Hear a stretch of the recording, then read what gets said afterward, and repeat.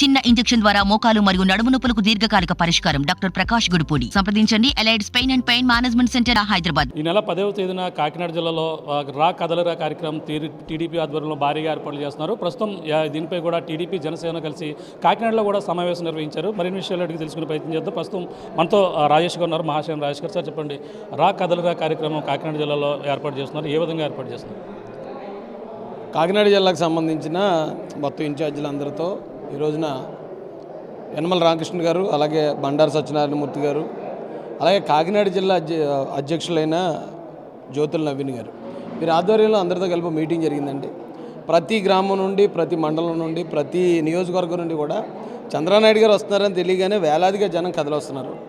అంటే సంక్రాంతి మాకు కాకినాడ జిల్లాకి ఒక 4 రోజుల ముందు వచ్చిందన్నట్టు ఉంది ఈ కార్యక్రమం. అయితే ఈ కార్యక్రమం ద్వారా చంద్రబాబు నాయుడు గారిని, అంటే ఆయన జైలు నుంచి బయటికి రిలీజ్ అయిన తర్వాత మొట్టమొదటిసారి జిల్లాకు రావడం, అది జనం అందరూ కూడా వెయిట్ చేస్తున్నారండి ఆయన మీద. అప్పుడు చూడాలనుకున్న వాళ్ళు కూడా ఎంతోమంది చూడలేకపోయారు.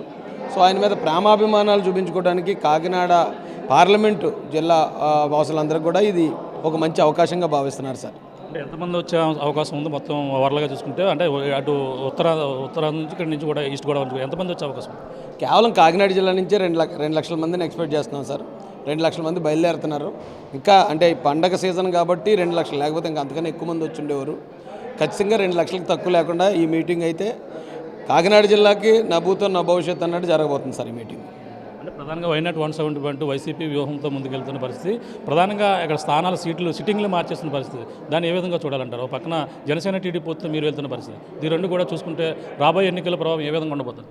జగన్మోహన్ రెడ్డి ఓడిపోతున్నాడని అతనికి తెలుసు సార్. తెలుసు కాబట్టి పార్టీలో ఉన్న మిగిలిన వాళ్ళన్నా అతనికి దక్కరు, మొత్తం అందరూ బయటకు పోతారనే ఉద్దేశంతో లేదు మనం 175 నెగ్గేస్తున్నామని ఒక అపోహ క్రియేట్ చేస్తున్నాడు.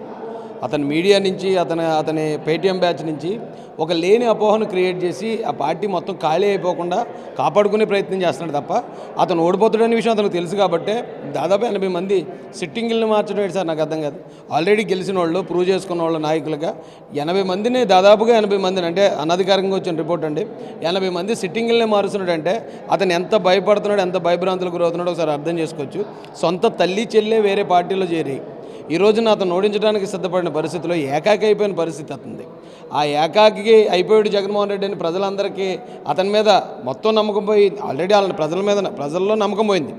ఆ ఉన్న 10 మంది కార్యకర్తలు కూడా నమ్మకం పోకుండా వాళ్ళకి ధైర్యం ఇవ్వడానికి వైనాట్ 175 అన్నాడు. అంటే సంక్షేమ పథకాలే మమ్మల్ని ముందుకు తీసుకెళ్తే రాబోయే ఎన్నికల్లో విజయాన్ని చేకూరుస్తాయి అంటున్నారు. అలాగే వైసీపీ సింగిల్గా రాబోతుంది పొత్తు, దీనికైతే సింగిల్గా భయపడి పొత్తులు కలిశారని చెప్పేసి అంటున్నారు జనసేన టీడీపీ, దాన్ని ఎలా చూడండి సార్? ఇది వైసీపీకి సంబంధించిన మాట కాదు కానండి, ఒక ఉదాహరణ ఉంటుంది సార్. ఒక ఎగ్జాంపుల్ చెప్తాను మీకు. పిచ్చుకోక ఊళ్ళోకి వచ్చిందంటే ఊరందరూ ఏకమవుతారు. అంత మాత్రాన పిచ్చుకోక గొప్పదని కాదండి. అయితే ఆ మన వైసీపీకి మీరేమీ అంటకట్టొద్దు. కానీ కాకపోతే అందరూ ఏకమవుతున్నారంటే ఖచ్చితంగా రామాయణంలో శ్రీరామచంద్రుల వారు, అలాగే లక్ష్మణుడు వారు, అలాగే ఆంజనేయ స్వామి, సుగ్రీవుడు అందరూ ఏకమయ్యారు ఒక రాక్షసుని తరిమి కొట్టడానికి. అలాగే శ్రీకృష్ణుల వారు, పాండవులందరూ ఏకమయ్యారు దుర్యోధనుడు లాంటి ఒక రాక్షసుని తరిమి కొట్టడానికి మహాభారతంలో. అలాగే ఇక్కడ ఈ జగన్మోహన్ రెడ్డి అనే వ్యక్తి ఆ రాక్షసుల కన్నా ఏ విషయంలోనూ తక్కువ కాదు. అలాంటి ఒక రాక్షసుడిని, ఒక నియంత పాలనను తరిమి కొట్టడానికి ఇక్కడున్న తెలుగుదేశం జనసేన కేడర్లు అన్నీ కూడా ఏకమవుతున్నాయి. ఖచ్చితంగా ఈ రాష్ట్రానికి మంచి రోజులు రాబోతున్నాయండి. అంటే 3,000 రూపాయలు కూడా పెన్షన్ ఇటీవల కాకినాడ వేదిక కూడా పెంచామని చెప్పేసి అన్నారు. వాళ్ళకి ప్రధానంగా ఏదైతే ఎన్నికల సమయంలో ఇచ్చినట్టు హామీ నెరవేర్చమని చెప్తున్న పరిస్థితి. అసలు వాళ్ళు మాట మాట్లాడడానికి వాళ్ళకి సిగ్గు ఎగ్గు కూడా ఉండదంటానండి నేను. ఎందుకంటే 200 ఉన్న పెన్షన్ని 1000 రూపాయలు చేసింది నారా చంద్రబాబు నాయుడు గారు. 1000 రూపాయలు ఉన్న పెన్షన్ని 2000 చేసింది కూడా నారా చంద్రబాబు నాయుడు గారు. అంటే దాదాపు 200 ఉన్న పెన్షన్ 1800 పెంచాడు ఆయన. 1800 పెంచి 2000 చేస్తే ఇతను 250, 750 పెంచాడు. ఇప్పటికీ 1000 రూపాయలు పెంచాడు. 1000 రూపాయలు పెంచి 4 మీటింగులు, ఒక్కో మీటింగ్కి దాదాపు 10 నుంచి 15 కోట్లు ఖర్చు పెట్టాడు. డబ్బా కొట్టుకోవటం అంటే నేనే పెంచేశాను, ఈ 3000 నేనే చేసేసానని జనాలు ఇప్పుడు తీసుకున్న వాళ్ళకి గుర్తులేదండి. ఏ అవ్వనన్నా తాతనన్నా అడగండి, మీకు చంద్రబాబు నాయుడు గారి హయాంలో ఎంత వచ్చిందంటే 2000 వచ్చింది అంటున్నారు. ఇతను వచ్చాక ఎంత పెంచాడంటే 250 పెంచాడు అంటున్నారు. కానీ ఇతను మాత్రం నేను 3000 చేసేసాను మీకు, మీరు నాకే ఓటేసేయండి అంటే తీసుకున్న వాళ్ళకి, లబ్ధి పొందిన వాళ్ళకి గుర్తుంటుంది కదా. ఖచ్చితంగా వాళ్ళందరికీ కూడా ఫుల్ క్లారిటీ ఉందండి. అదే చంద్రబాబు నాయుడు గారు అయితే 2019లో ఆయన గెలిచిన వెంటనే 3000 చేసి ఉండేవాడు. ఈ 5 సంవత్సరాల పాటు 3000 వచ్చేది పెన్షన్ వీళ్ళకి. అలాంటిది 250 కోత పెట్టి ఆ ముసలాళ్ళను కూడా మోసం చేసేటండి జగన్ రెడ్డి. అంటే ప్రధానంగా శర్మిల కూడా కాంగ్రెస్లో జాయిన్ అయిన పరిస్థితి, ఆ పరిణామాలు ఏపీలో ఏ విధంగా ఉండబోతాయి అంటారు? పరిణామాలు అంటూ ప్రత్యేకంగా ఏం చెప్పలేం కానండి. అయితే ఒకటే, జగన్మోహన్ రెడ్డి ఏకైక అయిపోయాడు.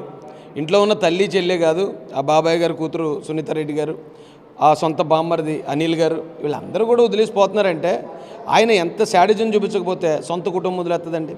సొంత కుటుంబం వదిలేసాక ఇక మిమ్మల్ని నన్ను బాగు చేస్తానని అతను వస్తూ ఉంటే వినడానికి కూడా విడ్డూరంగా ఉంటుంది కదా సార్ అది. Thanks sir. చూస్తున్నాం ఇది పరిస్థితి. ప్రధానంగా చూసుకుంటే ఇప్పుడు కాకినాడ జిల్లాలో జరగబడుతున్నటువంటి తుని వేదికగా అదే భారీగా అయితే టీడీపీ భారీ ఏర్పాట్లు అయితే చేస్తుంది. అదే రా కదలరా అనే కార్యక్రమం ద్వారా ఇక్కడ ఏ విధంగా జరగాలని దానిపై కూడా టీడీపీ జనసేన కలిపి ఈరోజు కాకినాడలో అయితే సమావేశమై ప్రధానంగా అక్కడ దాదాపుగా 2 లక్షల పైగా గోదావరి జిల్లా నుంచి వచ్చే హాజరయ్యేందుకు కూడా అన్ని ఏర్పాట్లు కూడా చేస్తున్నారు. అలాగే ఉత్తరాంధ్ర నుంచి కూడా భారీగా వచ్చే అవకాశం ఉంది. ఈ నేపథ్యంలో అలాగే ఏ విధమైనటువంటి ఏర్పాట్లు చేయాలి, మొట్టమొదటిసారిగా జైలు నుంచి చంద్రబాబు నాయుడు వచ్చిన తర్వాత గోదావరి జిల్లాలో జరుగుతున్నటువంటి సభ కావడంతో భారీగా ఏర్పాట్లు చేస్తున్నటువంటి పరిస్థితి ప్రధానంగా ఉంది. ఏదేమైనా ఇప్పుడు ఉన్నటువంటి అరాచక పాలన అంతమొందించడానికి అలాగే టీడీపీ జనసేన పొత్తుతో ముందుకెళ్తున్న పరిస్థితి రాబోయే ఎన్నికల్లో జనసేన టీడీపీ ప్రభుత్వం ఏర్పరచబోతుందంటూ అలాగే మహాసేన రాజేష్ అయితే చెప్తున్న పరిస్థితి ప్రధానంగా కనబడుతుంది. ఇది ఇక్కడ ఉన్న తాజా పరిస్థితి. మేము రామతో ప్రకాష్, RTV కాకినాడ నుంచి. మరిన్ని వీడియోస్ కోసం ఛానల్ ని సబ్స్క్రైబ్ చేయండి, లేటెస్ట్ అప్డేట్స్ కోసం వాట్సాప్ ఛానల్ ని ఫాలో చేయండి అండ్ లింక్ డిస్క్రిప్షన్ లో ఉంది.